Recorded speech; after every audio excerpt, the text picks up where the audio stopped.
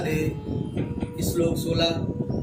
नास्तो विद्यते भावो न भाव विद्यते सत्यता उभयोरपि दृष्टान्तस्तु योनास्तित सिंहे।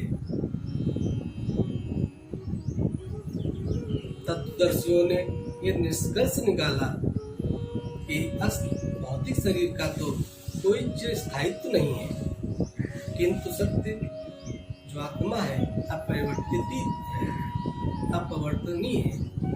उन्होंने इन दोनों की प्रकृति के अध्ययन पर द्वारा निष्कर्ष निकाला है कि परिवर्तनशील शरीर का कोई स्थायित्व नहीं होता। आधुनिक चिकित्सा विज्ञान ने भी यह स्वीकार किया है कि विभिन्न कोशिकाओं की क्रिया प्रतिक्रिया द्वारा शरीर प्रतिक्षण बदलता रहता है। यह एक रासायनिक शरीर है। यह पूरा मानव शरीर एक रासायनिक तत्वों से बना है। इस तरह शरीर में वृद्धि तथा वृद्धावस्था आती रहती है, किंतु शरीर तथा मन में निरंतर परिवर्तन होने पर भी आत्मा स्थायी रहती है। यही पदार्थ तथा आत्मा का अंतर है। स्वभावतः शरीर नित्य परिवर्तनशील है और आत्मा शाश्वत है। तत्वदर्शियों ने, चाहे वे निर्विशेषवादी हो या सगुणवादी हो, सबने पुराण में ये लिखा है 2.12.38 पर कहा गया है कि विष्णु तथा धाम स्वयं प्रकाश से प्रकाशित है। ज्योतिषम विष्णु भुरो नान विष्णुना। सत्य तथा असत्य, सत्य आत्मा तथा भौतिक पदार्थ के ही द्योतक है। सभी तत्वदर्शियों की यह स्थापना है। यहाँ से भगवान द्वारा अज्ञान से मोहग्रस्त जीवों को उपदेश देने का शुभारंभ होता है। अज्ञान को हटाने के लिए आराधक और आराध्य के बीच पुनः शाश्वत संबंध स्थापित करना होता है और फिर अंशरूप जीवों तथा श्री भगवान के अंतर को समझना होता है। कोई भी व्यक्ति आत्मा के अध्ययन द्वारा परमेश्वर के स्वभाव को समझ सकता है। आत्मा तथा परमात्मा का अंतर अंश तथा गुण के रूप में होता है। वेदांत सूत्र तथा श्रीमद् भागवत में परमेश्वर को समस्त बुद्धों प्रकाश का मूल माना गया है। ऐसे उपभोगों का अनुभव परा तथा अपरा प्राकृतिक कर्मों द्वारा किया जाता है। संबंध परा प्रकृति से, जैसा कि शाश्वत अध्याय से स्पष्ट होगा, यद्यपि शक्ति तथा शक्तिमान में कोई अंतर नहीं है, किंतु शक्तिमान को परम माना जाता है और शक्ति यह प्रकृति की गौण स्थिति है। अतः सारे जीव उसी तरह परमेश्वर के सदैव अधीन रहते हैं, जिस तरह सेवक स्वामी के या शिष्य गुरु के अधीन रहता है। मैं ऐसे स्पष्ट ज्ञान को समझ पाना असंभव है। अतः ऐसे अज्ञान को दूर करने के लिए सदा सर्वदा के लिए जीवों का प्रबुद्ध करने हेतु भगवान भगवत गीता का उपदेश देते हैं। इस प्रकार अब भगवान अर्जुन को उसके मोह पास से छुड़ाते हुए उसे भगवत भक्ति की ओर मोड़ते हैं और उसे उसके कर्तव्यों का पालन कराने हेतु उसे दिव्य ज्ञान की प्राप्ति कराते हैं। श्लोक 17।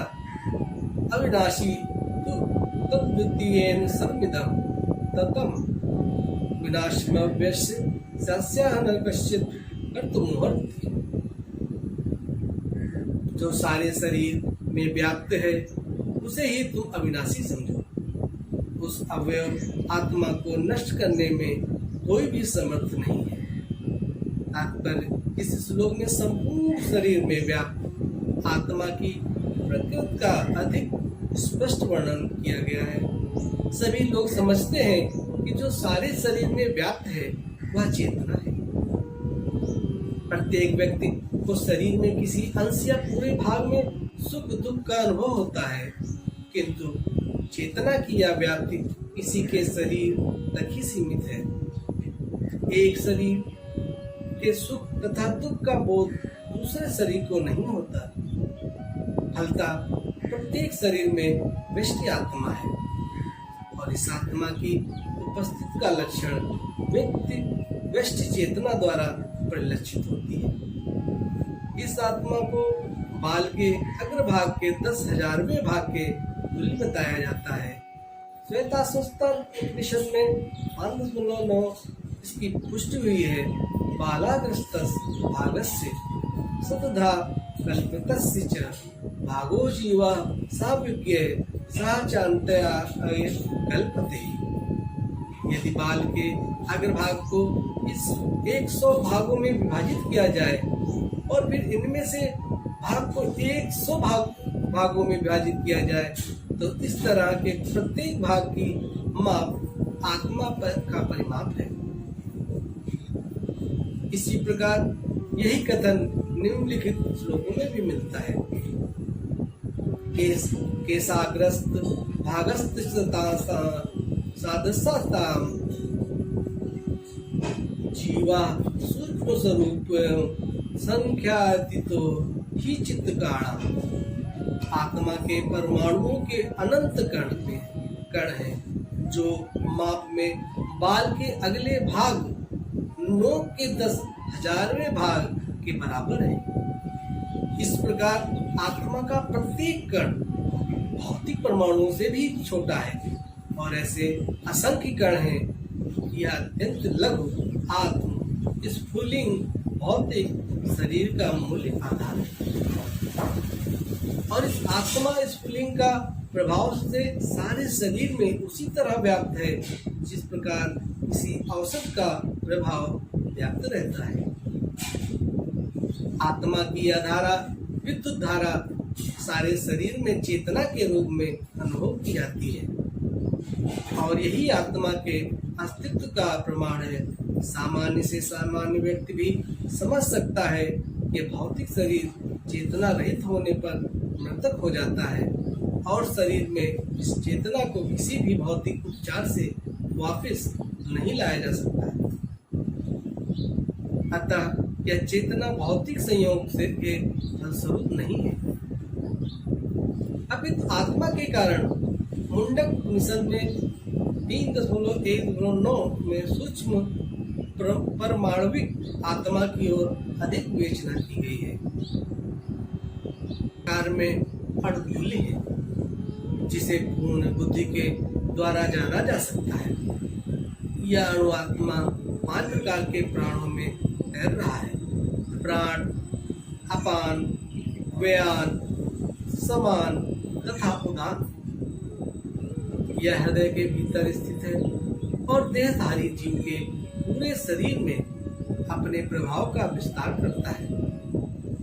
जब आत्मा को 5 वायु के कलमश से शुद्ध कर लिया जाता है तो इसका आध्यात्मिक प्रभाव प्रकट होता है।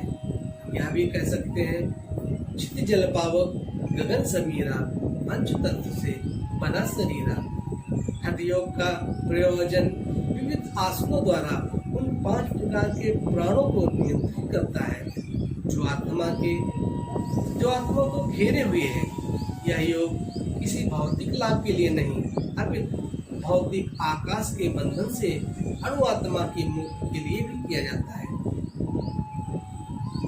इस प्रकार अणु आत्मा को सारे वैदिक साहित्य ने स्वीकार किया है और प्रत्येक बुद्धिमान व्यक्ति अपने व्यवहारिक अनुभव से इसका प्रत्यक्ष अनुभव करता है।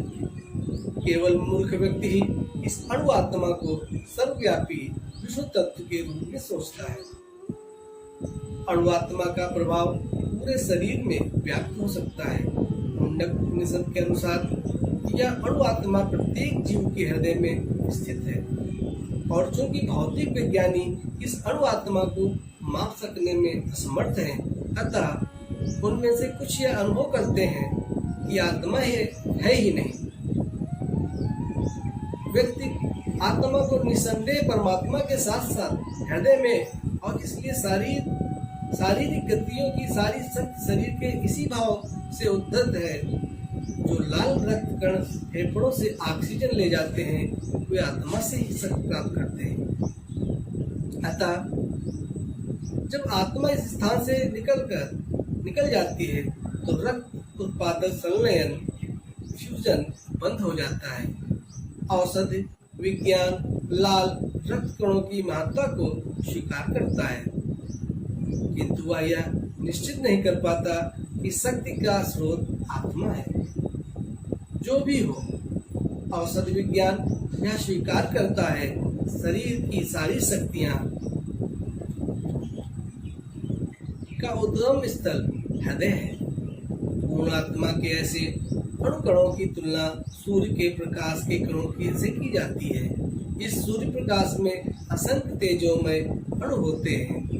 इसी प्रकार परमेश्वर के अंश को उनकी किरणों के परमाणु स्फुलिंग है और प्रभा या पराशक्ति कहलाते हैं। अतः चाहे कोई वैदिक ज्ञान का अनुगामी हो या आधुनिक विज्ञान का, वह शरीर में आत्मा के अस्तित्व को नकार नहीं सकता है। भगवान ने स्वयं भगवत गीता में आत्मा के इस विज्ञान का विशद वर्णन किया है।